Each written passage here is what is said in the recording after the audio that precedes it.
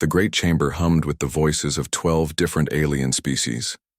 Commander Zephyrian stood at the center of the circular room, his crystal-like body catching the light from the massive viewing screens around them. Each screen showed the same thing: burning worlds that had once belonged to the Altarian colonies. Another victory for the Council, Zephyrian announced, his voice ringing like glass bells. The other representatives nodded their various heads, tentacles, and sensory organs in agreement. The Altarians fought well, but they fought alone. As always, they fell to the Grand Fleet. The Grand Fleet, 10,000 ships of incredible power, built by the combined knowledge of 12 advanced species. For over 2,000 years, it had never been defeated. It had conquered entire star systems, brought down empires, and absorbed hundreds of primitive species into the Council's ever-growing territory. Admiral Vorthak of the insectoid Kythera leaned forward on his 6 legs. His compound eyes glittered as he spoke. The Outer Rim territories are now completely under our control. What primitive species dares to stand against us next? A smaller alien, one of the slug-like Malari, slid across the floor to the central display. Intelligence reports mention a system called Sol, she said in her wet, bubbling voice. A single world with a species called humans. They have basic space travel, but nothing impressive. Zephyrian examined the data floating in the air before him. The planet Earth looked small and unremarkable. Blue oceans, green land masses, white clouds. The humans had built some simple space stations and had reached their nearest neighbor planets. But their technology appeared centuries behind the Council's weakest members. "How many ships do they have?" asked General Korath, a massive creature with 4 arms and scaled skin. "Our scouts counted maybe 50 vessels total," the Molari intelligence officer replied. "Small ones, probably used for cargo and basic patrol duties. They have no deep space navy to speak of." Laughter echoed through the chamber. 50 ships against the Grand Fleet's 10,000? It would not even be a battle. It would be target practice. "This hardly seems worth the Council's full attention," said Representative Thylus of the energy-based Etherians. Her form flickered and danced like living lightning. "Perhaps a single-member species could handle this cleanup operation." Zephyrian's crystal structure pulsed brighter. The Viridians had always been proud of their military prowess. They had contributed some of the Grand Fleet's most powerful weapons and shielding technology. "The Viridian Republic volunteers for this task," he said. "We will bring 800 ships, more than enough to deal with one primitive world." The other Council members agreed quickly. Earth seemed like such a minor threat that spending more time discussing it felt wasteful. They had bigger concerns, like dividing up the resources from the newly conquered Altarian worlds. 3 months passed before the Viridian task force was ready to depart. 800 ships represented a significant force, enough to conquer most star systems they had encountered. Zephyrian commanded the operation from his flagship, the Crystal Dawn, a massive vessel bristling with energy weapons and protected by shields that could turn away the strongest attacks. "All ships report ready for jump," his tactical officer announced. "Begin the operation," Zephyrian ordered. "Target, Sol system. Mission, total conquest and absorption of the human species." The space around the Viridian fleet twisted and folded. Reality bent as 800 ships vanished from Council space and reappeared light years away, just outside the Sol system. What they found there made Zephyrian pause. Earth's solar system was much busier than their intelligence had suggested. Massive space stations orbited not just Earth but Mars, several moons, and even some of the outer planets. Mining operations, shipyards, and defensive platforms created a network of activity that spanned the entire system. "Commander," his sensor operator called out, "we're detecting much more ship traffic than expected. Hundreds of vessels moving between the planets." "Still just cargo ships and civilian traffic," Zephyrian said dismissively. "They've simply been busy building. It changes nothing." But as the Viridian fleet moved deeper into the system, more surprises awaited them. The simple space stations around Earth were revealed to be enormous defensive platforms, their hulls studded with weapon ports and shield generators. What had appeared to be 50 small patrol ships were actually just the vessels visible to They're distant scouts. The real human fleet was much larger. Commander! The sensor operator's voice carried alarm now. Ships are rising from Earth's surface, lots of ships, and they're not running away. On the main screen, Earth grew larger as they approached, but instead of a panicked evacuation, they saw something that made even experienced Viridian warriors nervous. The human fleet was arranging itself into battle formations. Zephyrian counted the ships appearing on his screens. 100, 200, 500, 1,000. More kept coming. How is this possible? He muttered. Our intelligence said 50 ships total. His communications officer looked up from her station. Sir, we're receiving a transmission from the human fleet. Put it through. The face that appeared on screen was unlike anything the Viridians had seen before. The human was obviously female, with short gray hair and hard eyes. She wore a uniform that looked both practical and military. I am Admiral Sarah Chen of the Earth Defense Fleet, she said in clear, calm tones. You have entered human space with what appears to be a hostile fleet. State your intentions or withdraw immediately. Zephyrian laughed, the sound like breaking glass. I am Commander Zephyrian of the Galactic Council. We are here to bring your species into the Council's protection. Surrender your ships and prepare for integration. The human admiral's expression did not change.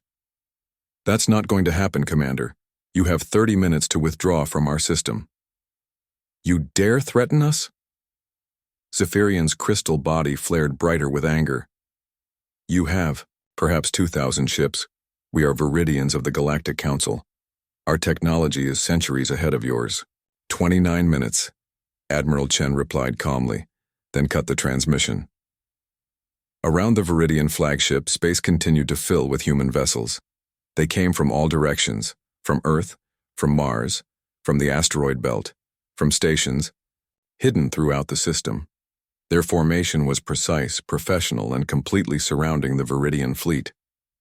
Final count, sir, the sensor operator reported. 3,200 human ships, all armed, all moving into attack positions. For the first time in his long military career, Zephyrian felt something he had never experienced in battle. Before, doubt. The humans were not running, they were not begging for mercy. They were preparing to fight. But the Grand Fleet had never been defeated. Viridian technology had conquered dozens of worlds. These humans might have more ships than expected, but they were still primitive. Their weapons would barely scratch. Viridian shields. Their tactics would be simple and predictable. All ships, Zephyrian commanded, prepare for battle. Show these primitives the power of the Galactic Council. As the countdown timer reached 0, Admiral Chen's voice echoed across all frequencies.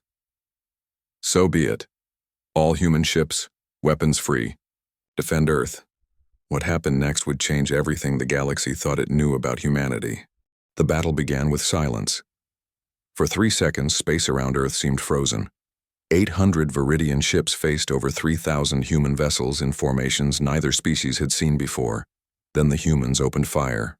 Commander Zephyrian expected to see primitive energy weapons splash harmlessly against his ship's shields. Instead, his tactical display exploded with warnings as human weapons tore through Viridian defenses like they were made of paper. Impossible, he shouted as the first Viridian ships began to explode around him. Their weapons cannot penetrate our shields. His tactical officer's crystal body flickered with stress patterns. Sir, they're not using standard energy weapons. These appear to be some kind of focused gravity pulses mixed with exotic matter projectiles. Our shields weren't designed to stop this type of attack. On the main screen, human ships moved in ways that defied Viridian understanding of space combat.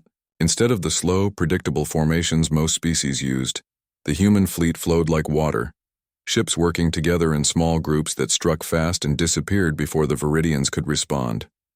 They're using micro-jump drives, the sensor operator reported. Short-range teleportation in the middle of combat. How is that possible? A human cruiser appeared directly above the Crystal Dawn, fired a devastating barrage into the flagship's upper hull, then vanished again before the Viridian weapons could target it. Zephyrian felt his ship shake under the impact. Return fire. All ships concentrate on Sector 7. But when the Viridian fleet turned their massive guns on Sector 7, the human ships were already gone, reappearing behind them to strike at their engines and weapon ports. It was like fighting ghosts. Admiral Chen's voice cut through the battle chaos on all frequencies. Viridian ships, you still have time to surrender. We do not wish to destroy you all. Never, Zephyrian screamed back. We are the Galactic Council. We do not surrender to primitives. Then you will learn why no species has successfully invaded human space, Chen replied sadly. The human attack shifted. Where before they had been precise and surgical, now they became something terrifying. Ships that had been holding back joined the battle. Massive human dreadnoughts, each one the size of a Viridian city, emerged from behind Earth's moon. These ships carried weapons that made the earlier human guns look like toys. Beams of pure destruction reached across space to vaporize entire Viridian squadrons. Missiles that seemed to think for themselves hunted down damaged ships and finished them off. But it was not just the weapons that horrified Zephyrian. It was how the humans fought. Every species the Galactic Council had encountered fought to preserve their own lives and ships. They would retreat when losses became too heavy, negotiate when defeat seemed certain, surrender when hope was gone. The humans did none of these things. When a human ship was damaged, it did not retreat for repairs. It threw itself at the nearest Viridian vessel, ramming it with enough force to destroy both ships. When human crews were trapped on dying vessels, they did not call for rescue. They aimed their exploding ships at Viridian formations and took as many enemies with them as possible. They fight like cornered animals. His tactical officer whispered in horror as another damaged human ship rammed itself into a Viridian dreadnought, destroying both vessels in a massive explosion. No, Zephyrian said, watching human fighters sacrifice themselves to protect their larger ships. Animals flee when they can. These creatures fight as if defeat means the end of everything they love. The battle turned into a massacre, but not the one Zephyrian had expected. His 800 ships were being systematically destroyed by an enemy that refused to follow any reasonable rules of warfare. The humans did not seek to minimize casualties or preserve valuable ships. They fought with total commitment, as if every single vessel and crew member existed only to destroy the invaders. "Sir," his communications officer called out, "we're receiving a transmission from Captain Thylex's ship." On the screen, Captain Thylex appeared, his crystal structure cracked and flickering. Behind him, his ship's bridge was filled with smoke and sparking equipment. "Commander, we cannot win this battle," Thylex said desperately. "These humans have turned warfare into something unnatural. They attack in ways our computers cannot predict. They sacrifice themselves without hesitation, and their weapons—" He paused as another explosion rocked his ship. "Their weapons were specifically designed to counter our technology. They know exactly how our shields work, exactly where our weak points are." Zephyrian stared at the tactical display.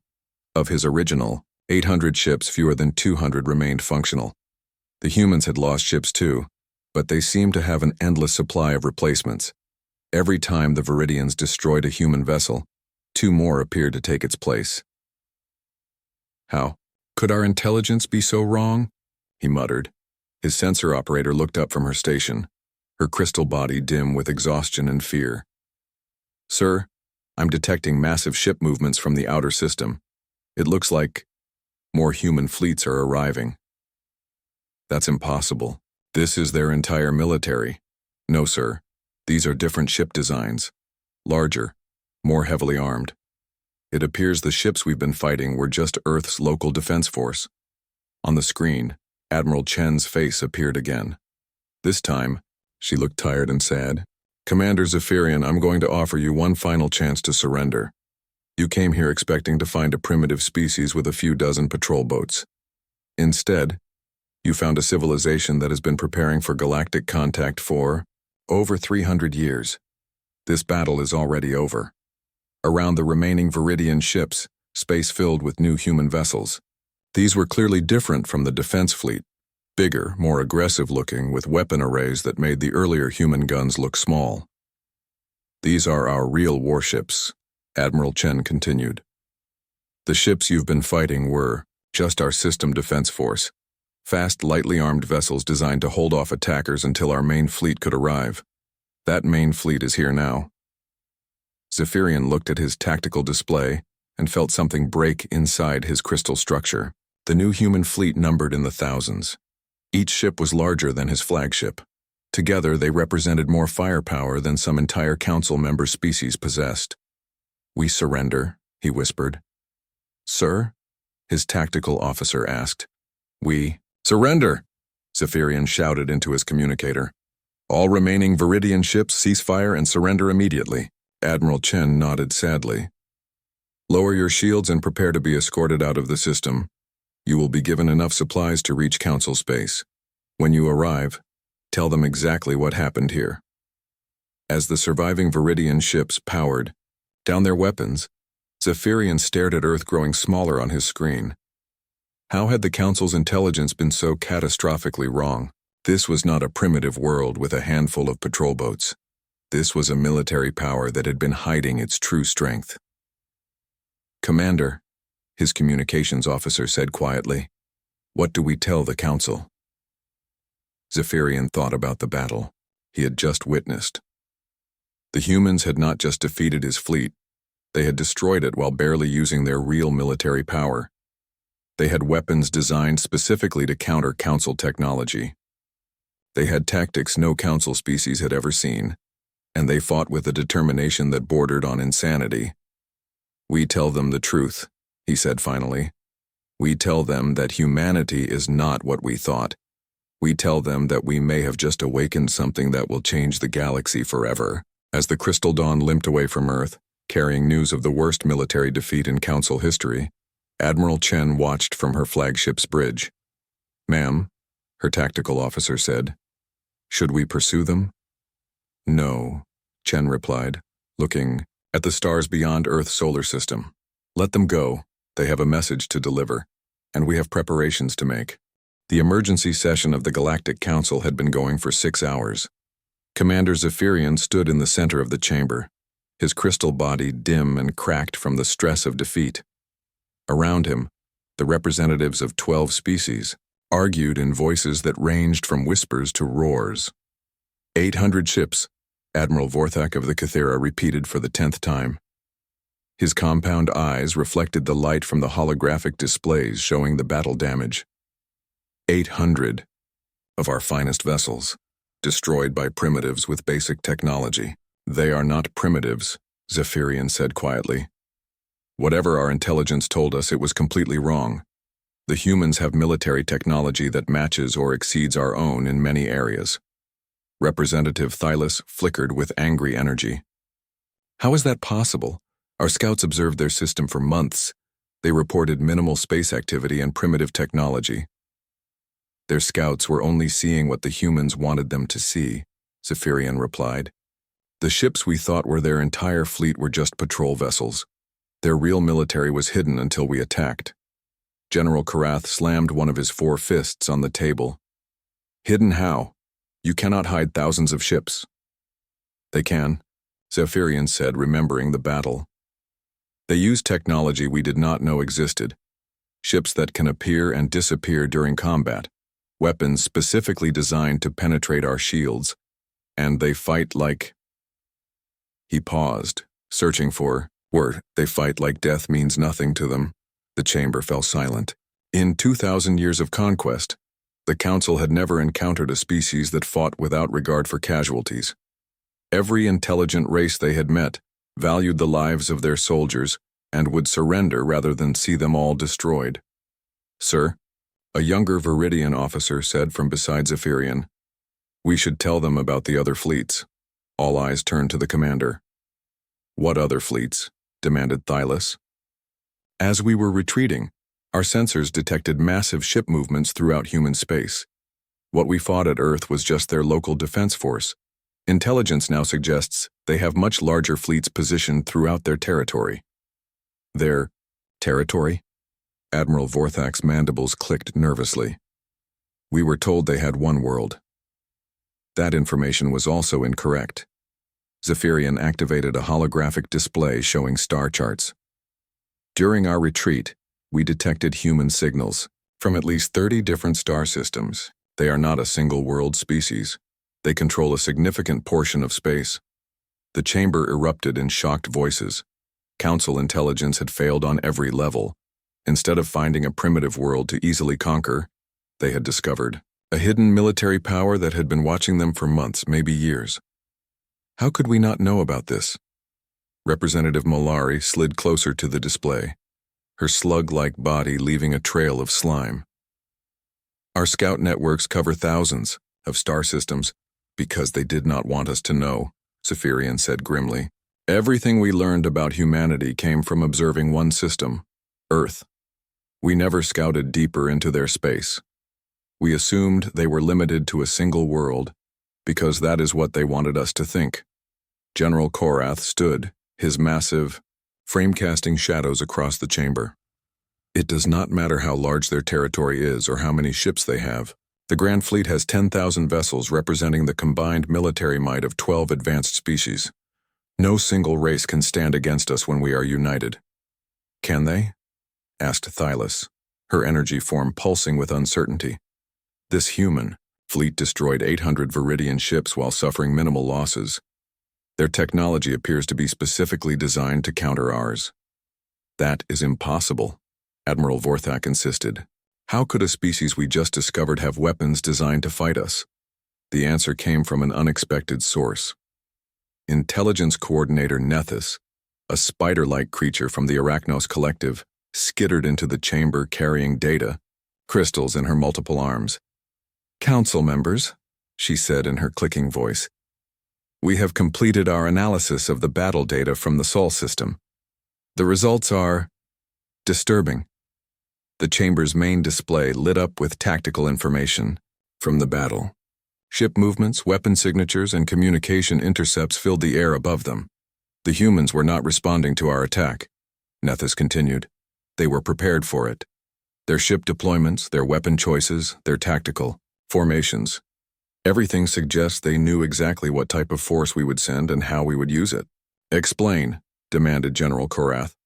Their weapons were not general-purpose military systems. They were specialized tools designed specifically to penetrate Viridian shields and exploit weaknesses in Viridian ship design. They knew our capabilities better than we knew theirs. The implications hit the chamber like a physical blow. The humans had not stumbled into victory through superior numbers or lucky tactics. They had planned for this battle possibly for years. Spies, whispered Representative Molari. They have been watching us. For how long? Thylus asked. Unknown, Nethys replied. But based on the sophistication of their countermeasures, possibly decades. Maybe longer. Admiral Vorthak's compound eyes fixed on the tactical display. If they have been watching us, they know about the Grand Fleet. They know our full military capabilities. And they still chose to fight rather than surrender, added General Korath grimly. The chamber fell silent as the full scope of their situation became clear. Humanity was not a primitive species that had gotten lucky in one battle. They were a hidden military power that had been studying the Council for years and preparing for war. What do we do? Asked Representative Molari. We show them the true power of the Council, Admiral Vorthak said, his voice full of barely controlled rage. We deploy the Grand Fleet and crush them completely. Are you certain that is wise? Thylus asked. If they were prepared for our attack on their home system, they may be prepared for a larger assault as well. They cannot be prepared for 10,000 ships, General Korath insisted. No species in galactic history has ever faced the full might of the Council and survived. Commander. Zephyrian looked around the chamber at the faces of beings who had conquered half the galaxy. They were afraid, he realized. For the first time in their long history, the Council faced an enemy they did not understand. There is something else, he said quietly. What? Demanded Admiral Vorthak. When Admiral Chen offered to let us surrender, she seemed sad. Not angry or triumphant. Sad. As if she regretted the necessity of destroying us. So? So why would she be sad about defeating enemies who had come to conquer her world? Unless... Zephyrian paused. remembering the human admiral's expression. Unless she knew that our attack was just the beginning, unless she knew that destroying our fleet would force the Council to escalate the conflict. You think she wanted us to retreat? Asked Thylus. I think she hoped we would. I think the humans would prefer to avoid a larger war. General Korath laughed, a sound like grinding stone. Then they should have surrendered when they had the chance. It is too late for peace now. The Council cannot allow this defeat to go unanswered. Begin preparations for the Grand Fleet deployment, ordered Admiral Vorthak. We will assemble every available ship, 10,000 vessels of the finest military technology in the galaxy. Let us see how the humans fare against our true power. As the Council members dispersed to prepare for the largest military operation in their history, Commander Zephyrian remained in the empty chamber staring at the tactical displays still floating in the air. The battle data showed human ships moving with precision and purpose that spoke of careful planning and extensive preparation. If the humans had been watching the Council for decades, learning their capabilities and developing countermeasures, what else might they know? What other surprises might they have prepared? And why did Admiral Chen look so sad when she offered them a chance to surrender? In the depths of space, far from the Council chambers, automated monitoring stations detected the massive fleet movements beginning throughout Council territory. The signals traveled faster than light, racing toward a small blue world where Admiral Sarah Chen sat in her command center, reading intelligence reports and preparing for the storm that was coming. Ma'am, her aide said quietly, the Council is mobilizing everything they have. Chen nodded without looking up from her reports. Yes, just as we expected they would. Send word to Fleet Command. It's time to reveal our true capabilities. Admiral Sarah Chen stood before the massive holographic display in humanity's strategic command center, buried deep beneath the surface of Luna. Around her, dozens of officers monitored communications from across known space. The center represented the true scope of human preparation, a facility that had been under construction for over a century, designed to coordinate military operations across hundreds of star systems. Admiral, her intelligence chief, Colonel Martinez approached with a datapad in his hands. Our monitoring stations confirm it. The Galactic Council is mobilizing their Grand Fleet, every ship they have. Intelligence estimates 10,000 vessels. Chen nodded calmly. Right on schedule. How long until they reach Sol? 6 weeks, given their fleet's size and the need to coordinate so many ships from different species. Good. That gives us time to make our preparations. Chen turned to address the room. Ladies and gentlemen, today marks the end of humanity's long preparation period. For 300 years we have hidden our true strength from the galaxy. That ends now. The display behind her shifted to show a map of human space. What appeared was stunning in its scope. Instead of the single star system the Council believed humans controlled, the map revealed over 200 settled worlds connected by a network of hidden jump gates and supply routes. Operation Long Shadow is now active, Chen announced. All fleet commanders, reveal your positions and report readiness status. Across the chamber, communication stations lit up with incoming signals. From star systems the Council had never explored, from hidden bases in asteroid fields and dead systems, from mobile fleets that had been drifting in the void between galaxies, human commanders began checking in. First Fleet reporting from Sol System, came the voice of Admiral Torres. 3,200 ships fully operational. Second Fleet reporting from Alpha Centauri, announced Admiral Kim. 4,100 ships standing by. Third Fleet reporting from Wolf 359 sector, called Admiral Okafor. 5,000 ships ready for deployment. The reports continued. Fleet after fleet revealed itself, each one larger than the force that had destroyed the Viridian attack. Chen watched as the tactical display updated with humanity's true military strength. By the time all fleets had reported in, the numbers were staggering. Total fleet strength confirmed, Colonel Martinez announced. 54,000 combat vessels across 11 major fleets plus support ships, mobile bases, and special operations units. A young lieutenant at a nearby station looked up in amazement. Ma'am, That's more than 5 times the size of the Council's Grand Fleet. Size is only one factor, Lieutenant, Chen replied. More important is the fact that every one of our ships was designed specifically to fight the types of vessels the Council uses. We've had their technology specifications for over 50 years. The story of humanity's true preparation began 3 centuries ago, when the first human ships ventured beyond Earth's solar system and discovered clear evidence of advanced alien civilizations. Instead of announcing themselves to the galaxy, human leadership made a different choice. They decided to study these aliens first, to learn their capabilities and intentions before revealing humanity's existence. What they discovered was disturbing. Every spacefaring civilization they observed followed the same pattern: expand, conquer, absorb weaker species. The Galactic Council was simply the largest and most successful of these empires. Nowhere did humans find evidence of peaceful coexistence between different species. Our ancestors realized that first contact would likely mean war, Chen explained to her officers. So they made a decision that shaped the next 3 centuries of human development. Instead of reaching out to the stars openly, humanity would prepare for the inevitable conflict. The preparation had been massive. Entire worlds were dedicated to shipbuilding and military research.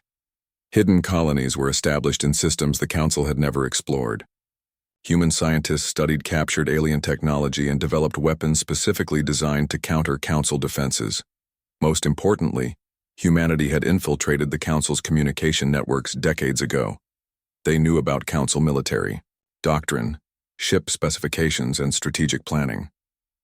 When Commander Zephyrian's fleet jumped into the Sol system, Admiral Chen had been tracking its movements for weeks. "Admiral," her communications officer called out, "we're receiving a priority transmission from Deep Space Monitoring Station Omega." "Put it through." The face that appeared on the screen belonged to Captain Rodriguez, commander of one of humanity's most distant observation posts. "Ma'am, the Grand Fleet has begun its final approach to Council space boundaries. ETA to Sol system is now 42 days. "Thank you, Captain. Any changes to their formation or strategy?" "Negative, Admiral. They're following standard Council doctrine. All 10,000 ships in a single massive formation, relying on overwhelming firepower and technological superiority." Chen smiled grimly. "They still don't understand what they're facing." "Very well. Begin Phase 2 of Operation Long Shadow." Across human space, fleets that had been hidden for decades began to move. The second fleet departed from Alpha Centauri, its 4,000 ships using jump drives that were generations ahead of anything the Council possessed.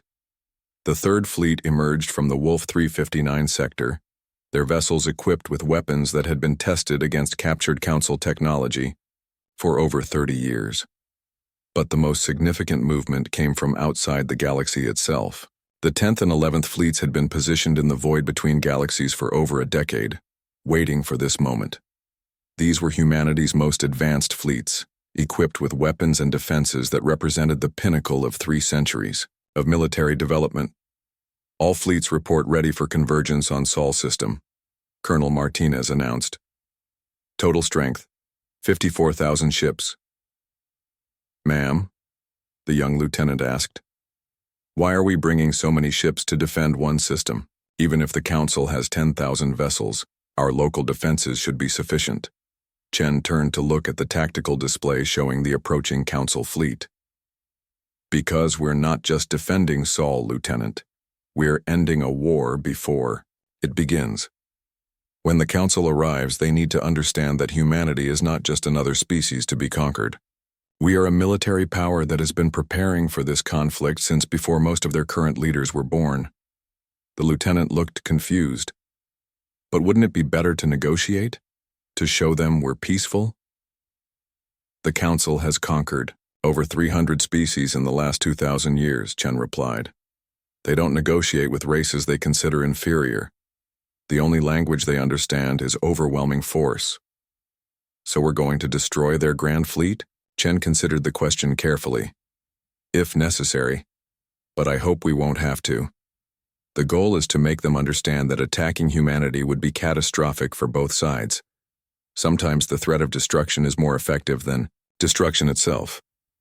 Over the next 6 weeks, Human fleets converged on Sol from across the galaxy, ships that had been built in secret shipyards, crewed by men and women who had trained their entire lives for this moment, powered by technologies that pushed the boundaries of physics itself.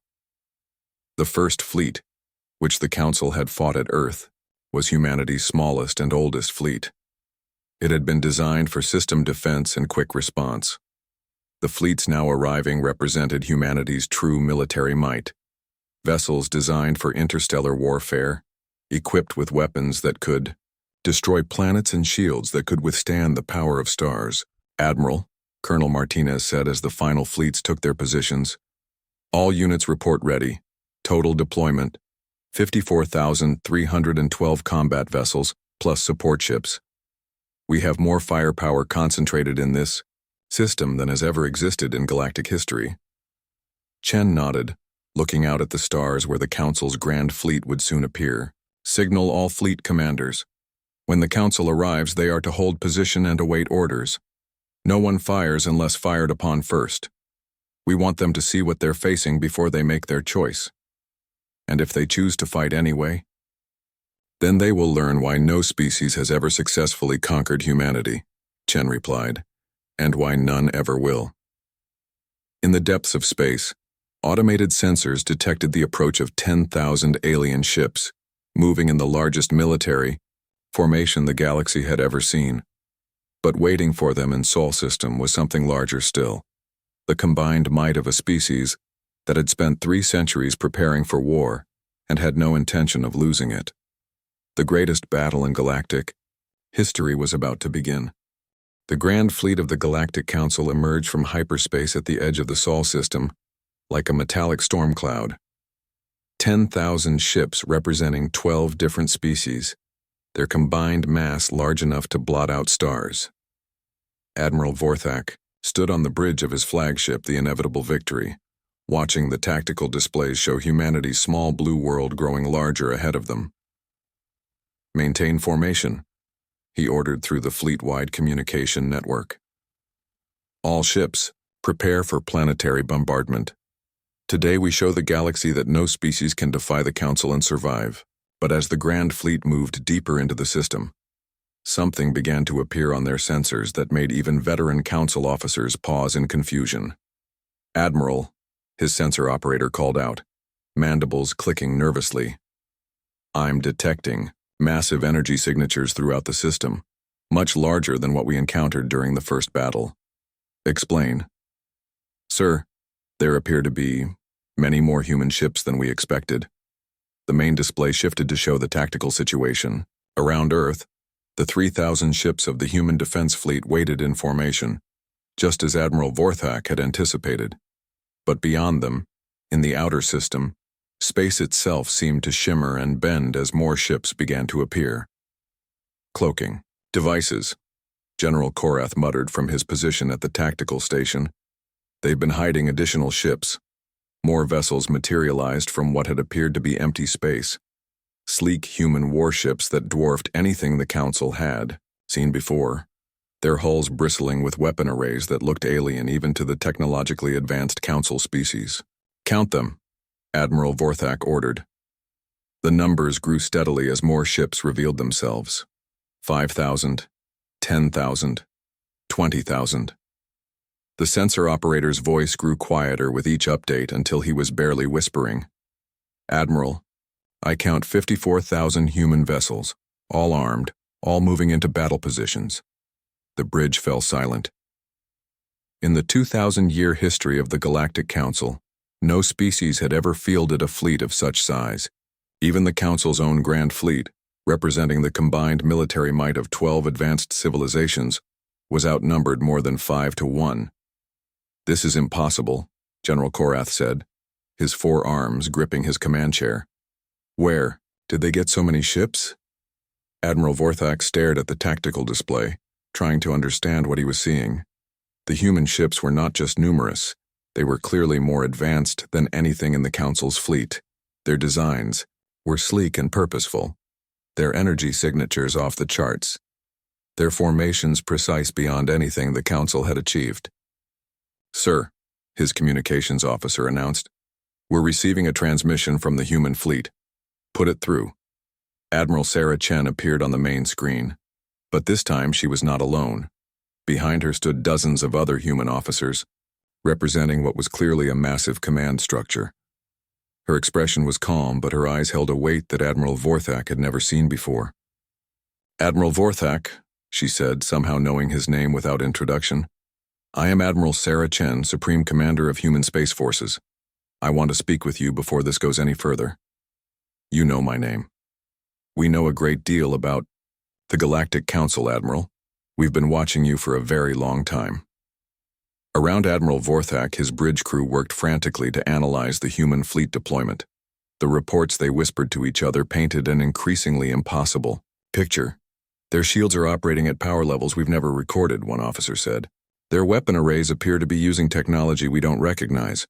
And, sir, some of those ships are larger than our biggest dreadnoughts. Admiral Chen continued speaking as if she could hear their conversations. You came here expecting to find a primitive species with limited military capabilities. What you found instead is a civilization that has spent the last 3 centuries preparing for this moment. Preparing for what moment? Admiral Vorthak asked. The moment when humanity would be forced to reveal itself to the galaxy. We knew this day would come. We knew that eventually, one of the galactic empires would find us and demand our surrender. So we prepared. The tactical display updated as human ships continued to move into position. The formations were unlike anything in Council military. Doctrine, fluid, adaptive, with layers of ships providing overlapping fields of fire that could converge on any point in space. You have 10,000 ships, Admiral Chen said, her voice carrying across the vast distance between fleets. They represent the finest military technology your 12 species have developed. But Admiral, we have 54,000 ships, and every one of them was designed specifically to fight yours. That's impossible, Admiral Vorthak said. How could you design weapons to fight us when you've never encountered our technology? Because we have encountered it, Admiral. For over 50 years, we've been studying your ships, your tactics, your capabilities. Every weapon system on every human vessel was designed to exploit weaknesses in Council technology. The implications hit Admiral Vorthak like a physical blow. The humans had not just hidden their military strength. They had been spying on the Council for decades, learning everything about their capabilities while revealing nothing about their own. Sir, his tactical officer whispered urgently. I'm detecting massive power buildups in the human fleet. If those are weapons charging, their combined firepower would be enough to glass entire planets. Admiral Chen's expression softened slightly. Admiral Vorthak, I'm going to offer you the same choice I offered Commander Zephyrian. Withdraw your fleet from human space, and we can avoid the largest military disaster in galactic history. The Council does not retreat. Then the Council is about to learn a very hard lesson about humanity. General Korath leaned forward in his chair. Admiral, we should attack immediately. Even if they outnumber us, our technology is still superior. But Admiral Chen heard this as well, and her sad smile told Admiral Vorthak everything he needed to know about humanity's technological capabilities. Your technology was superior 50 years ago, she said. It's not anymore. Every system on your ships, every tactical doctrine in your fleet manuals, every strategic concept your species developed, we've studied them all and built countermeasures. The tactical display lit up with new information as human ships began active sensor sweeps of the Council fleet. Within minutes, they had identified every ship type, every weapon system, every defensive capability in the Grand Fleet. Admiral, the sensor operator said quietly, they're scanning us with equipment we can't even detect the source of. They know everything about our fleet composition, our capabilities, our weak points. Admiral Vorthak realized he was facing a military force that had been designed from the ground up to defeat the Galactic Council. These were not just random ships thrown together. This was a carefully planned war machine that had been developing for centuries. Admiral Chen, he said finally, what do you want? I want to avoid a war that would devastate both our civilizations. I want the Council to understand that humanity is not another primitive species to be conquered. We are a military, power that rivals your own, and we have no interest in being absorbed into your empire. And if we refuse? Admiral Chen's expression grew cold. Then you will learn why no species has successfully invaded human space, and your grand fleet will not be returning to Council territory. Admiral Vorthak looked at the tactical display, showing 54,000 human ships arranged in perfect battle formations around his 10,000 vessels. Each human ship was larger, more heavily armed, and more technologically advanced than its Council counterpart. The mathematics of the situation were simple and terrifying. "Sir," General Korath whispered, "we could still win this, if we concentrate our fire." "No," Admiral Vorthak said quietly. "We cannot win this battle. We are outnumbered, outgunned, and they know our capabilities better than we know theirs." He activated the fleet-wide communication system. "All Council ships, this is Admiral Vorthak. Stand down all weapons, do not take any aggressive action." Turning back to Admiral Chen, he said the words he had never thought he would speak. "The Grand Fleet accepts your terms. We will withdraw from human space." Admiral Chen nodded. "Thank you, Admiral. Your ships will be escorted to the edge of our territory. When you return to the Council, tell them exactly what you saw here. Tell them that humanity offers partnership instead of conquest. Tell them that we can build something better than an empire, built on fear."